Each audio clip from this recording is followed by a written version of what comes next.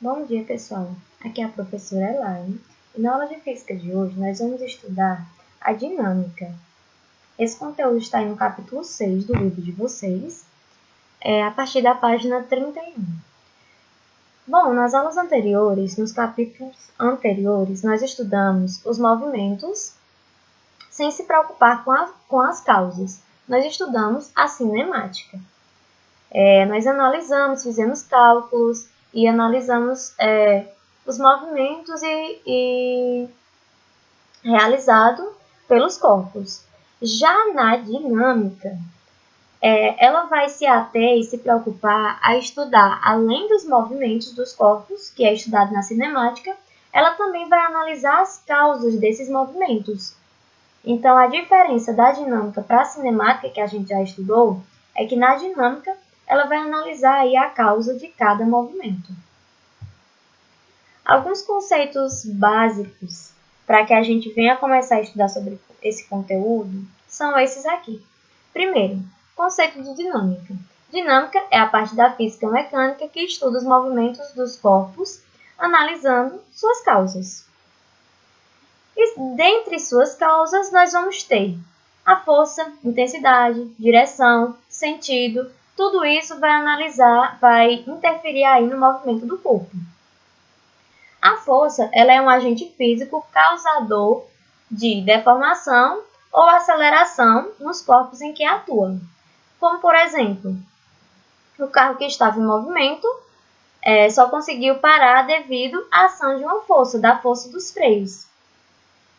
Outro exemplo é a bola, que estava em repouso, a bola estava parada, e aí ela adquiriu um movimento ao receber uma força aplicada pelo pé do jogador, ao chutá-la. O terceiro exemplo é o da mola, que ela só sofre alteração e deformação quando a gente exerce uma força e puxa essa mola. Então, para puxar essa mola, é necessário uma força que provoca aí a deformação desse corpo.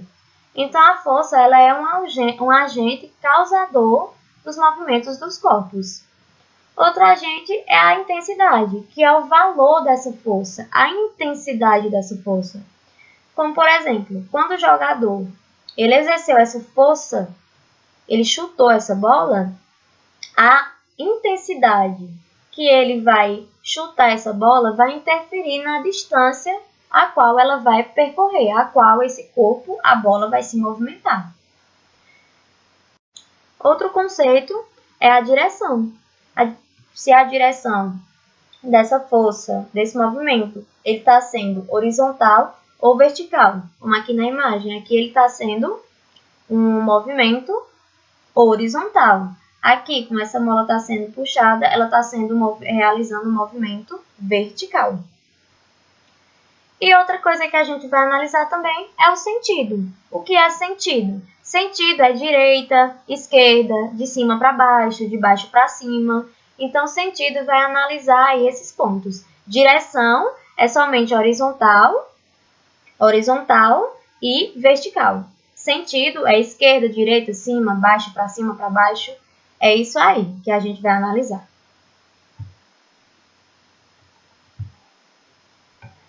Bom, e sobre a dinâmica, nós temos um físico muito conhecido e muito importante para vários outros estudos da física. E nós vamos começar a estudar agora as famosas leis de Newton. Bom, as teorias de Newton são os pilares fundamentais da dinâmica e dentre diversos outros estudos. Através delas, é possível compreender a relação entre massa do corpo e o seu movimento, bem como analisar como ocorrem as interações entre os corpos e qual é a origem dos movimentos. Então, essas três teorias, essas três leis de Newton, elas vão falar e analisar precisamente a relação entre os corpos e a origem de seus movimentos. Além disso, também vai relacionar a massa do corpo com o seu movimento. Então, essa parte da divisão da mecânica clássica nasceu com a teoria de Isaac Newton. baseado na contribuição dos estudos dos cientistas Galileu Galilei, Johannes Kepler. Newton ele deu continuidade aí a esse estudo desses dois cientistas e propôs essas 3 leis da física. Primeira lei, a lei de Newton, ou chamada também lei da inércia. Segunda lei de Newton e terceira lei de Newton. Vamos conhecer agora cada uma dessas leis. Na primeira lei de Newton, ou lei da inércia, lembrando que inércia é algo que está em repouso. Então, só com esse nome a gente já vê que é uma lei que vai falar sobre um corpo que está parado, em repouso. Inércia. A primeira lei de Newton ela é chamada de princípio da inércia, como eu disse. Ela diz que um corpo em repouso, ele tende a permanecer em repouso, e um corpo em movimento tende a permanecer em movimento, desde que nenhuma força atue sobre ele. Então, essa primeira lei diz que se um corpo está lá parado e nenhum tipo de força atua sobre ele, ele vai permanecer parado. E se um corpo ele está em movimento e nenhuma força e nenhum tipo de força atua sobre ele, ele vai continuar em movimento.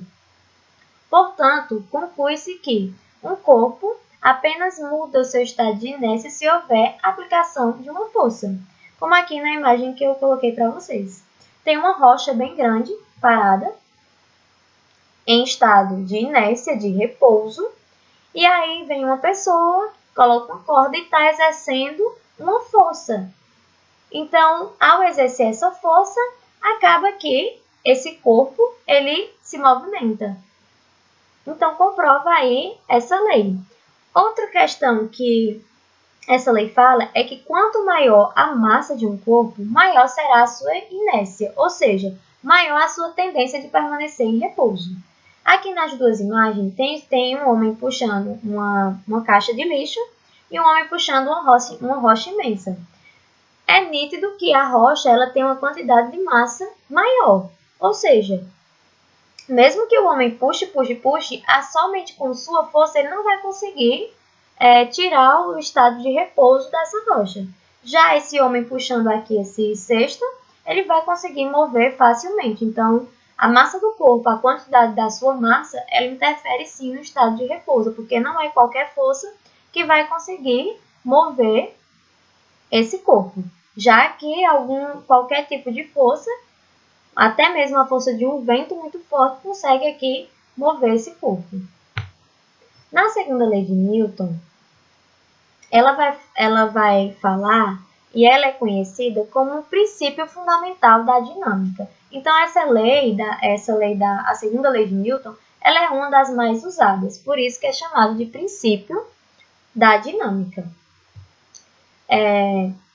Esse princípio, ele diz que a força, Esse princípio diz que a força é sempre diretamente proporcional à aceleração que ela possui. Então, para calcular aí essa força, é utilizada essa equação, que é F, que significa força, igual a massa, que é o m, vezes o a, que é a aceleração. Porque ele diz que a força vai ser diretamente proporcional à aceleração. No qual a força ela vai sempre vai ser o resultado de todas as forças que agem sobre o corpo e vai ser sempre representada pela letra N, que é Newton. A massa que o corpo possui vai ser em quilogramas e a aceleração adquirida por essa força, que vai ser em metros por segundo quadrado, ok? Outra coisa também que é analisada na segunda lei de Newton são os pesos dos corpos. A equação para analisar o peso dos corpos é a seguinte: P, que é peso, igual a M, que é a massa, vezes G, que é a gravidade. Então, sempre que vai se analisar o peso, é necessário analisar a gravidade. Por quê? Porque o nosso peso ele varia de acordo com a gravidade. Aqui na Terra, nós temos um peso, porque a gravidade ela atua com uma força. Já se a gente for para qualquer outro lugar do universo, na Lua, qualquer outro planeta, cada um tem sua gravidade, então o nosso peso vai ser alterado. Mas a gravidade, ela tem uma constante, que é definida por 10 metros por segundo. Então, se não der o dado na questão da gravidade, pode ter certeza que ela vai ser a gravidade constante, que é a daqui da Terra, que é de 10 metros por segundo. Então, nós vamos analisar a força, que é F, massa do corpo, e a aceleração da gravidade, que é representada pela letra G. Outro conceito sobre a força é o sistema de força. Por exemplo, eu coloquei 2 exemplos aqui desses sistemas de força, que é 2 forças que atuam com a mesma direção e sentido. Lembra lá da definição de direção e sentido? Então, se ele está com a mesma direção e com o mesmo sentido, ele vai atuar com uma força maior. Outro exemplo é que as 2 forças com a mesma direção, porém com sentidos opostos. Mesma direção, a direção aqui vertical, uma direção vertical, que está exercendo uma força em sentido oposto. Uma está exercendo uma força para a esquerda e outra está exercendo a força para a direita. São exemplos de tipos de força que vai ser analisado quando a gente estudar aí as leis de Newton. E por fim, a terceira e última lei de Newton, que é quando um corpo ele exerce uma força sobre o outro e o segundo corpo exerce uma força sobre o primeiro. Como assim? As forças que compõem esse par de ação e reação.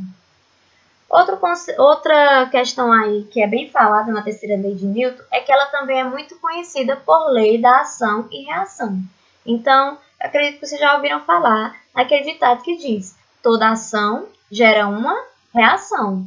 Então, isso aí é o conceito da terceira lei de Newton. Essa ação e reação, elas sempre serão iguais às intensidades em oposto em sentido. Como aqui nos exemplos eu coloquei para vocês, a força gravitacional. O núcleo da Terra, ele exerce uma força para cima e a atmosfera, ela exerce aí a gravidade, ela exerce outra força para baixo. Então, elas estão em sentidos opostos, porém, estão com a mesma direção. Então, essa força ela vai gerar uma reação. E qual é a reação? A gravidade.